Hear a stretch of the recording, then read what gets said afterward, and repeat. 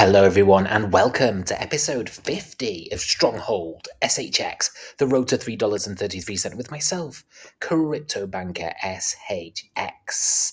Today is September the 12th. It is a Friday. Before we dive in, just an important prerequisite, as always, that I am not a financial advisor and nothing I ever say or do should be taken as financial advice. I also do not endorse SHX at any price point now. Looking at SHX on the daily, as we always do, we ranked 305 out of all of crypto. We have seen a decrease in regards to the daily price of 7.35%. That means that we're trading just above 2.2 cent. We've also seen a 22.54% decrease in regards to volume, currently sat just above $1.5 million. Now, to pick up where we left off and to finish this series in relation to the white paper, I wanted to continue in regards to Stronghold Net and the features and customers. Now, this slide again, Stronghold have never given as much in regards to lengthy information and also regurgitating the same information and the same slides as they've updated the white paper, which isn't down to laziness. It's not down to the fact that they haven't been doing anything. It's the fact that they, quite the opposite, they don't really want you to know. So they're just giving you minimal information in relation to Stronghold Net. And I suppose that when people initially look at this, they're like, okay, you've got consumers, you've got merchants, technology SaaS providers, that sort of thing, and it all sounds nice. And you've got the SHX rewards and merchant financing and payments. But really, it does not, in any way, shape, or form, do it justice. SHX or StrongholdNet, it does not. This document does not do it justice. So here we're like, right, okay, we've got SHX rewards. They're encouraging merchant and partner loyalty, and soon retail. So I think that that's sort of leaning towards the DeFi piece. I always get asked, when are you going to be able to stake your SHX? I think that what they're going to do is some sort of rewards program. So therefore, if you lock your SHX up in a locker, for example, you'll then earn points, and you could probably exchange those points then for potentially SHX or money off different various functions of fees in regards to Stronghold Net, right? But also the merchant financing is very concentrated and very select. And I think that, again, they're not giving any information in relation to how successful that has been past 2022. So again, kind of holding it back, which to me is incredibly bullish. We also have the payments as well. Now, this is interesting because if you look at this update, and this is why I say that if you were looking for a aligned fit to X money in relation to the journey that X is going to go on, because X is going to be the everything app. So it's going to function like Google. You won't need to leave the app.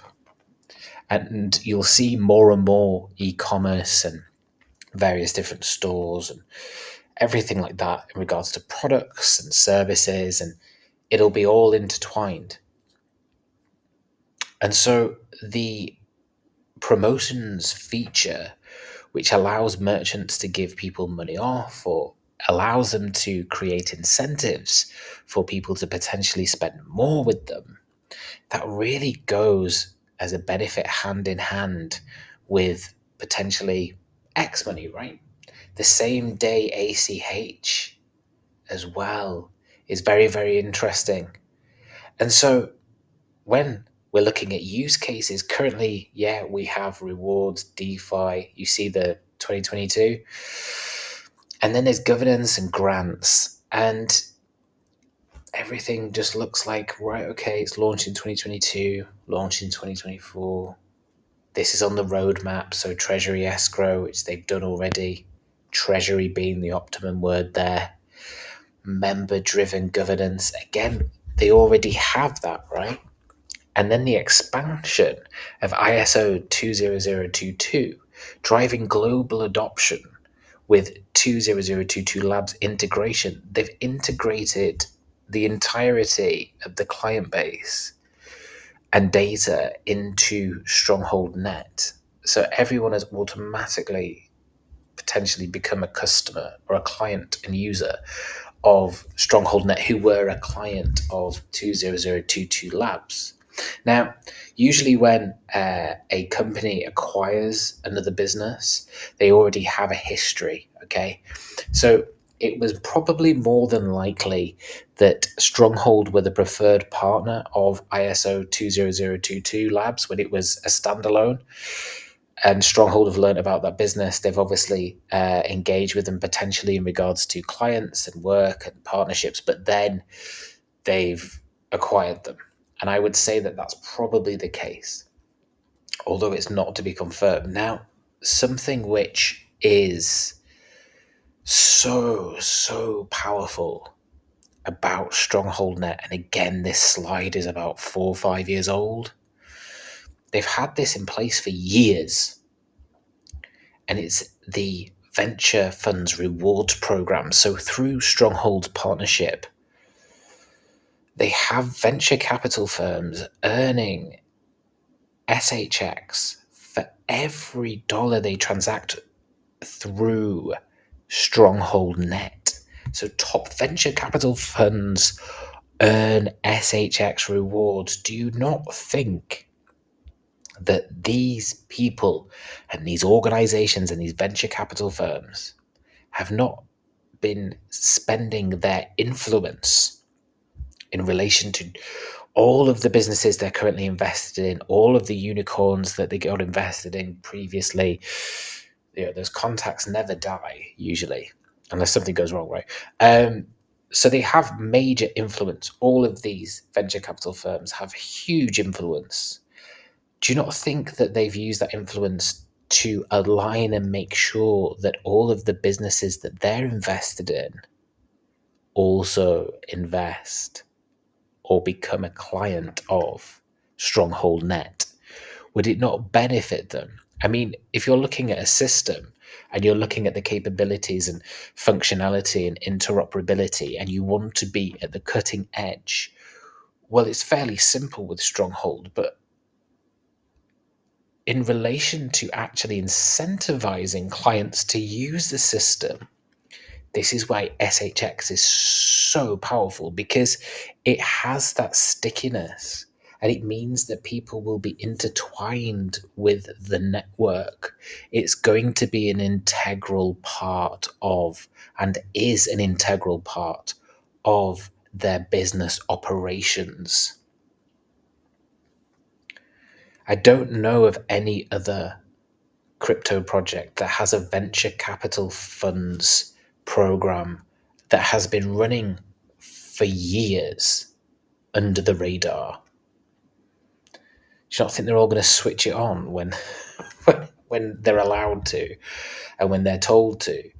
And so this is just a small use case in regards to exactly what SHX and Stronghold Net can do and achieve for clients of Stronghold Net and the users of SHX. So this merchant financing is a DeFi product. It allows cash advances for Stronghold Net participants, and it really allows them to access money where they couldn't necessarily traditionally access it. Now, here is very, very interesting, because we have Stronghold at Sponsor Bank, for example. Again, it's all demonstrating that this is the bridge, and this is a main cornerstone piece of the new financial system. Again, if you want to access this document, you can do it via stronghold.co and go to customize virtual payment networks, and you'll see the option for SHX. So here, just to finish, they have some examples in relation to the DeFi merchant financing pilot. And to be honest, I think that this is just a test run and a small piece in regards to the capabilities and functionality and products that are going to be available on StrongholdNet for those participants and for those merchants, businesses, governments, banks. You can see the success they've already had it, and this again, this is just the example. They're holding back. This is a white paper from this year. They're holding back. They're not telling you anything past December 2022. Why? If it's still active and it's having this growth within a year, why would they not be releasing the figures for 2023, 2024, 2025? I mean, looking at this, if you go off this rate in regards to growth, then these total repayments will be potentially in the hundreds of thousands now. So they're kind of hiding it in relation to the success. I find that incredibly bullish. Usually, a business will push anything and everything in regards to numbers and unique visitors to the site and everything like that. Usually, and really try and sort of make out as much as they can of how successful they are and how much winning they're doing. But with Stronghold, they're not interested in that. They want to keep it very close to their chests, and I believe it's because the numbers are astronomical. Here again, just the images they're using. It's a global business. They're telling you here's a governance, and the governance is very, very, very powerful. It means that the holders of SHX are in control of StrongholdNet and SHX as well. And so the more SHX you hold, the more influence you have in regards to the network and any potential changes that happen. And you can see the 4 votes that we've had. Vote 6 is coming up, and that's 2 votes in 1. But things like this, like prioritizing APIs for US bank distributed ledger SHX settled USD payments launching in 2025. To my knowledge, that hasn't launched yet. And we've only got a quarter of the year left, right? Pretty much after September. So be interesting to see what happens when they switch that on.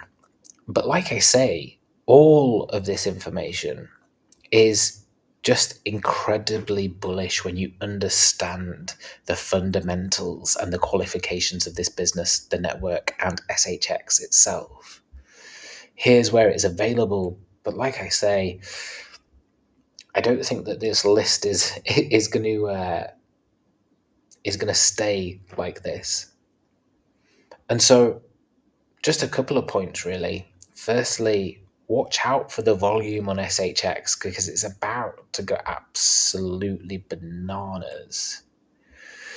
But also this is getting very, very close indeed.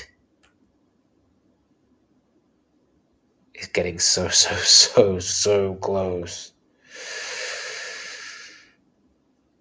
I don't think anyone is ready. I'm not ready. You're not ready. No one's ready, are they? Ready as you'll ever be.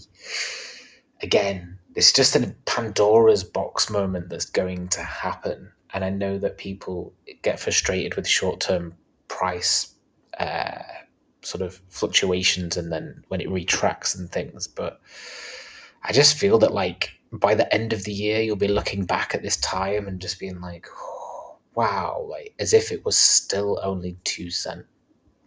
But who knows? That's it for episode 50. I'll be back tomorrow for episode 51. Wherever you are in the world, I hope you have a fantastic rest of day. I love you all, and I will see you tomorrow for episode 51.